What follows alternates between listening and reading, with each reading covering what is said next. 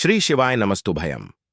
दोस्तों, आप सभी लोग जानते हैं कि 29 सितंबर 2004 यानी रविवार के दिन पितृपक्ष की रवि प्रदोष व्रत पड़ रही है दोस्तों।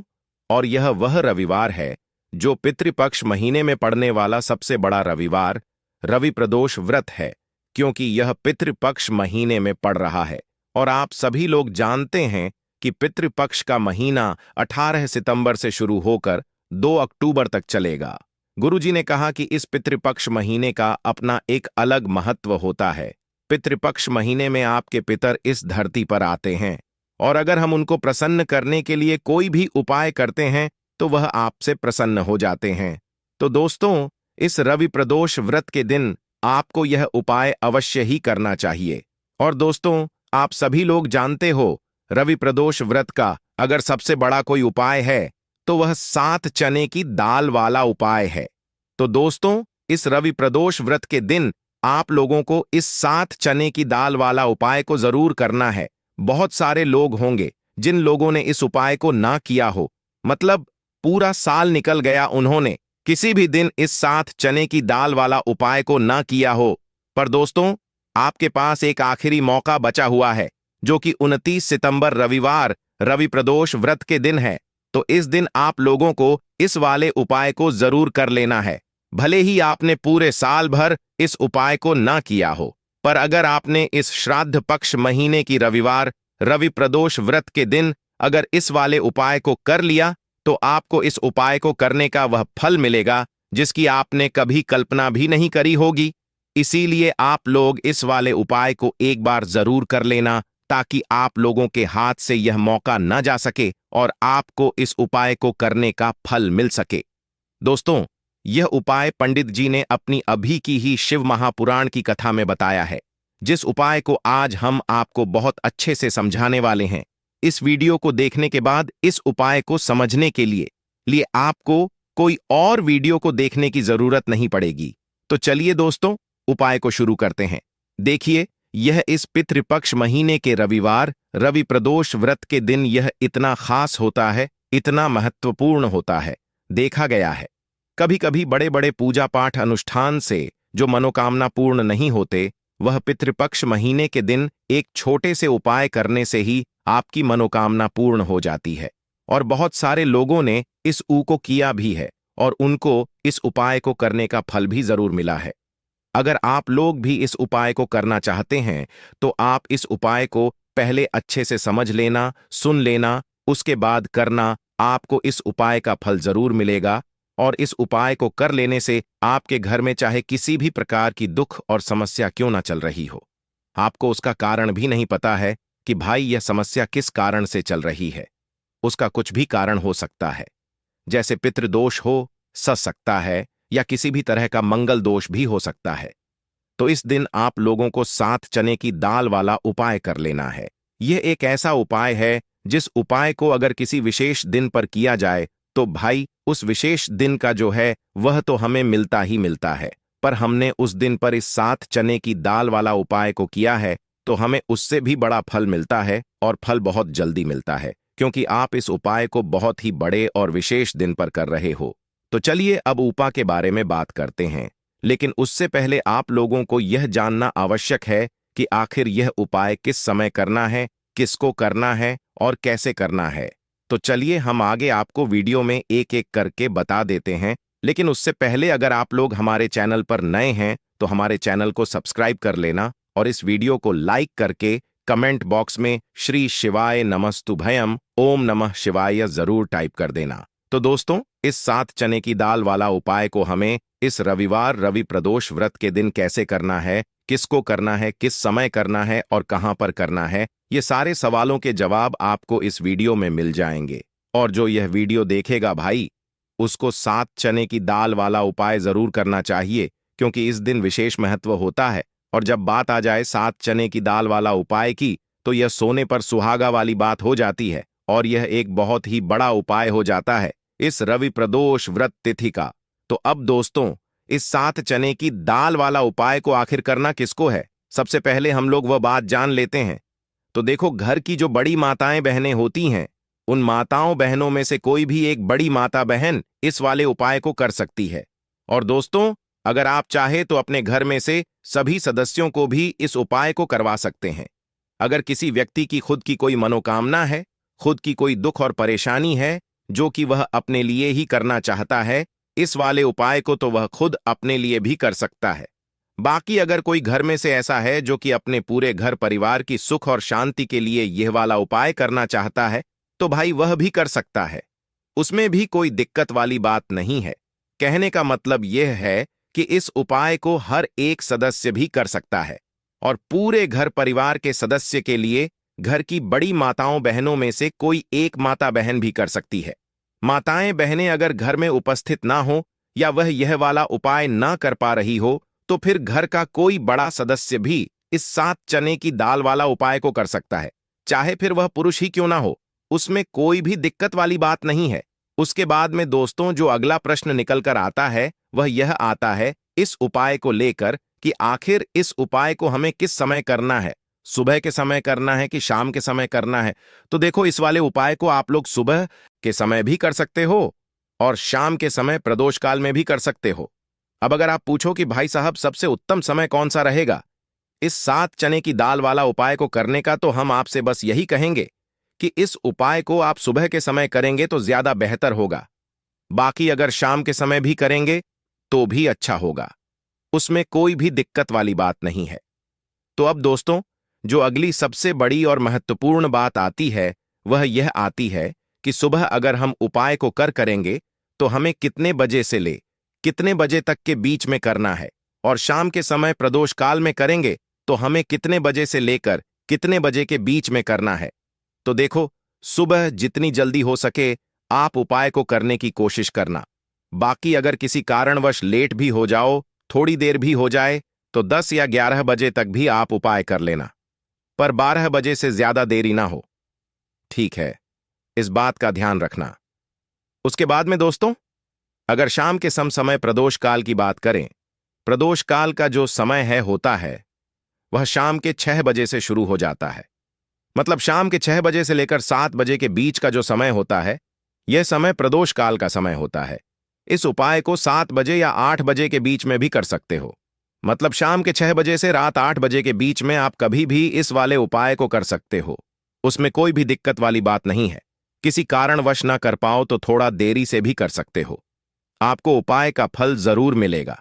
दोस्तों, हम सभी जानते हैं कि कल है रविवार का दिन है, पितृपक्ष रवि प्रदोष व्रत तिथि है। महादेव जी को खुश करने के लिए सबसे ज्यादा पवित्र दिन देखो, रवि प्रदोष व्रत इस बार आई है पितृपक्ष रविवार, रवि प्रदोष व्रत के दिन। और रवि प्रदोष व्रत पर कुछ उपाय जीवन के भाग्य को बदल देते हैं। आज के इस पूरे वीडियो में वैसे तो हम कुछ विशेष उपाय के बारे में बात करेंगे, और इन उपायों में से सबसे सर्वश्रेष्ठ उपाय है भाग्य का उदय करने वाला। यदि जो लोग भी प्रयास करते हैं, मेहनत करते हैं, लेकिन भाग्य का साथ उनको नहीं मिल आता है, तो विशेषकर उनको यह उपाय करने चाहिए। बहुत ही ज्यादा विशेष उपाय होने वाला है। पितृपक्ष रवि प्रदोष व्रत तिथि बहुत ही ज्यादा खास होती है। पूज्य गुरुदेव की कथा सुन करके समझ करके समझाने का पूरा प्रयास करूंगा। एक एक करते हुए हम उपाय को समझेंगे। सबसे पहला उपाय है, मात्र 411 चने की दाल से आप यह उपाय कर सकते हैं। नहीं ले सकते तो 7 चने की दाल भी ले सकते हैं, और चने की दाल लोगे तो खंडित मत लेना। टूटी हुई चने की दाल उपयोग में नहीं आती है, ठीक है। 7 चने की दाल या एक त्यास लेते हो तो बहुत ही ज्यादा शुभ है। चने की दाल। देखो, यह उपाय किन लोगों को करना चाहिए? जिन लोगों के जीवन में दुर्भाग्य बहुत ज्यादा है, जो लोग चाहते हैं कि उनका भाग्य का उदय हो, उनके जीवन में भी नया सवेरा आए, उनके जीवन में भी रोशनी आए, उनके जीवन के हर कार्य सिद्ध हो जाए, तो उन लोगों को यह उपाय करना चाहिए। चने की दाल आपने ले ली, अब आपको साथ में लेना है एक स्टील का पात्र। कोई भी कटोरी लेना चाहो, कटोरी ले लो, जिसके अंदर 2 चम्मच कच्चा दूध और शुद्ध जल मिलाना, ठीक है। और आपको साथ में लेना है, मैं तांबे के पात्र के अंदर चल, ठीक है। यह तीनों मात्र 3 सामग्री लेकर के आज के दिन, यानी कि पितृपक्ष रविवार रवि प्रदोष व्रत के दिन आपको जाना है। भगवान शिव के मंदिर में देखो, रवि प्रदोष व्रत के दिन पड़ता है तो बहुत शुभ होता है। तब भी हम चने की दाल के उपाय करते हैं। क्यों? क्योंकि चने की दाल का जो रंग होता है वह स्वर्ण होता है, और स्वर्ण जो होता है यानी कि एक तेज का प्रतीक माना जाता है, और तेज हमारे जीवन में आता है तो हमारे कार्य सिद्ध होते जाते हैं। अगर जीवन में उदासी होगी तो कुछ भी कार्य, आप कितना भी कार्य कर लें, आपका कुछ भी नहीं हो सकता। लेकिन अगर जीवन में तेज होगा, जीवन में ऊर्जा होगी, तो वह कार्य अपने आप ही परिपूर्ण होते जाएगा, अपने आप ही सिद्ध होते जाएगा। रवि प्रदोष व्रत के दिन पड़ता है, तब हम चने की दाल का उपयोग करते हैं। प्रदोष की तिथि शुक्रवार के दिन पड़ती है, तब हम चने की दाल का उपयोग करते हैं। और उसी प्रकार से यह शुभ तिथि जो कि महीने में एक बार आती है, वह रविवार, और यह पंचमी के दिन है। इसीलिए हम आज यह उपाय करेंगे। देखो, करना क्या है चने की दाल। देखो आप क्या करोगे। सबसे पहले जो कच्चा दूध लेकर के आए हो, उसके अंदर एक एक चने की दाल आपको डालना है। बृहस्पति शवर महादेव का स्मरण करते हुए बृहस्पति देव को मजबूत करते हैं। बृहस्पति देव जो होते हैं वह भाग्य का साथ देने वाले होते हैं, जीवन से दुर्भाग्य को दूर करने वाले, जिनकी किस्मत नहीं। जब भक्ति ना, उनको गुरु ग्रह को मजबूत करना होता है, और गुरु ग्रह भगवान शिव की पूजा में रहते हैं, यानी कि शिवलिंग के आसपास रहते हैं शिव जी की पूजा के लिए। देखिए, एक चने की दाल आपको कच्चे दूध वाले पात्र में आपको डाल देनी है, आगे आपको बाद में। अब यह कच्चा दूध जिसके अंदर आपने चने की दाल डाली हुई है, यह आपको भगवान शिव के शिवलिंग पर श्री शिवाय नमस्तुभ्यं का जाप करते हुए आपके जीवन के दुर्भाग्य दूर हो, जीवन में सौभाग्य की प्राप्ति हो, ऐसी कामना करते हुए आपको पूरा कच्चा दूध आपको अर्पित कर देना है। कच्चे दूध वाले पात्र में अगर चने की दाल रह जाती है तो वह हाथ से निकल करके भगवान शिव के शिव अंग पर आप अर्पित कर सकते हैं। ठीक है, अर्पित कर लिया। अब आपको क्या करना है? जो भगवान शिव के शिवलिंग पर आपने चने की दाल अर्पित करी है, वह उस चने की दाल पर देखो। उस चने की दाल पर आपको आपका सीधा हाथ रखना है, और आपकी जो भी विशेष कामना है, जो भी मनोकामना है भाग्य से जुड़ी हुई, लेकिन आपको प्रार्थना करनी है कि जीवन के दुर्भाग्य दूर हो, और जीवन में जो भी आपकी इच्छा है वह आपको बोल देनी है। यह कामना करने के बाद हाथ हटाना, और उसका जो के पात्र के अंदर जो जल है, वह जल भगवान शिव के शिवलिंग पर आपको श्री शिवाय नमस्तुभयम का जाप करते हुए आपको अर्पित कर देना है। वैसे तो पितृपक्ष रविवार, रवि प्रदोष व्रत का महत्व होता है रात्रि में, यानी कि सूर्यास्त के बाद, क्योंकि रविवार रवि प्रदोष व्रत यानी कि रात्रि में ही, जैसे नवरात्रि का महत्व रात्रि में होता है, उसी प्रकार से रवि प्रदोष व्रत का महत्व भी रात्रि में होता है। लेकिन अगर फिर भी अगर आप रात्रि में नहीं कर पाते, या आपके घर के आसपास करने नहीं देते मंदिर में, तो फिर आप यह उपाय दिन में भी कर सकते हैं। तो यह हो गया पहला उपाय। अब हम बात करते हैं दूसरे विशेष उपाय की। देखिए क्या करना है। मात्र आपको काली मिर्च लेना है, एक साबुत काली मिर्च के साथ 7 काले तिल के दाने, और साथ में लेना है तांबे के पात्र के अंदर जल। कैसी भी विपदा हो, कैसी भी परेशानी हो, कैसी भी संकट हो, काली मिर्च के उपाय रवि प्रदोष व्रत पर आपको करने चाहिए। देखो, वैसे तो आपको क्या करना है, यह तीनों सामग्री लेकर के भगवान शिव के मंदिर में जाना है, सीधा हाथ रखना, सीधे हाथ के ऊपर काली मिर्ची रखना, और इसी सीधे हाथ पर आपको काले तिल रखना है। ठीक है, अब आपको क्या करना है, जीवन में आ रही परेशानी, कष्ट बाधा को दूर करने के लिए, आपके जीवन की समस्त परेशानियों को दूर करने के लिए, आपके जीवन के समस्त संकटों को दूर करने के लिए आपको प्रार्थना करते हुए महादेव के ऊपर, शिव जी के ऊपर आपको सीधे हाथ से आपको काली मिर्ची और 7 काले तिल के दाने आपको महादेव के शिव पर अर्पित कर देना है। इस प्रकार से अर्पित करोगे तो जीवन की सारी बाधा, कष्ट, परेशानी, संकट जो है वह सब दूर होते हैं। यह अर्पित कर दिया। उसके बाद जो तांबे के पात्र के अंदर जल है, वह जल भगवान शिव के शिवलिंग पर श्री शिवाय नमस्तुभ्यम के कष्ट बाधा, जो भी कष्ट आ रहा हो, कोई काम आपका अटक रहा हो, कोई काम आपका रुका हुआ हो, तो वह काम परिपूर्ण हो जाए, ऐसी कामना करते हुए आपको यह जल अर्पित करना है। यह हो गया दूसरा उपाय। अब हम बात करते हैं तीसरे विशेष उपाय की। बहुत ही प्यारा सा, यह भी मनोकामना पूर्ति का विशेष उपाय है, माता सुंदरी वाला विशेष उपाय है। इस उपाय के लिए आपको क्या लेना है, गुड़ वाला जल, एक गुड़ का टुकड़ा लेना, उसके अंदर जल भर देना। ठीक है, यह गुड़ वाला जल हो जाएगा। थोड़ा सा ही लेना है, 2-4 बूंद ही लेना, ज्यादा नहीं लेना है। ठीक है, गुड़ वाला जल साथ में लेना है, घी और साथ में लेना है एक बेलपत्र, और उसके साथ में लेना है तांबे के पात्र के अंदर जल। यह चारों सामग्री आपको ले जाना है भगवान शिव के मंदिर में। सुबह से लेकर के रात्रि तक जब आपकी इच्छा हो तब आपकी उपाय कर सकते हैं। देखो, कैसी भी मनोकामना हो, माता अशोक सुंदरी की कृपा से वह मनोकामना आपकी परिपूर्ण हो जाएगी। जो बेलपत्र लेकर आए हो, बेलपत्र में 3 पत्ती होती है, तो ऊपर वाली जो पत्ती है उसमें आपको घी लगाना है। अब ऊपर वाली पत्ती में घी कैसे लगाओगे? आपके सीधे हाथ की सीधी उंगली के पास वाली जो उंगली है, जिसे हम कहते हैं तर्जनी उंगली, तर्जनी उंगली में घी लेना और ऊपर वाली पट्टी में आपको घी लगा लेना है। आ गई इतनी बात समझ में? ठीक है, अब जो गुड़ वाला जल लेकर आए हो, गुड़ वाला जल भी ले सकते हो या लाल चंदन भी ले सकते हो। जो आपके पास अवेलेबल हो वह आप ले सकते हो, लेकिन लाल चंदन लेते हो तो सर्वोत्तम होता है। लाल चंदन लेना आप आपकी चिट्ठी के पास वाली उंगली, जिसे तर्जनी उंगली कहते हैं, तर्जनी उंगली से ही आपको नीचे की दोनों पट्टियां पर चिकनी वाली साइड पर ही आपको लाल चंदन आपको लगा लेना है, या गुड़ वाला जल आपको लगा लेना है।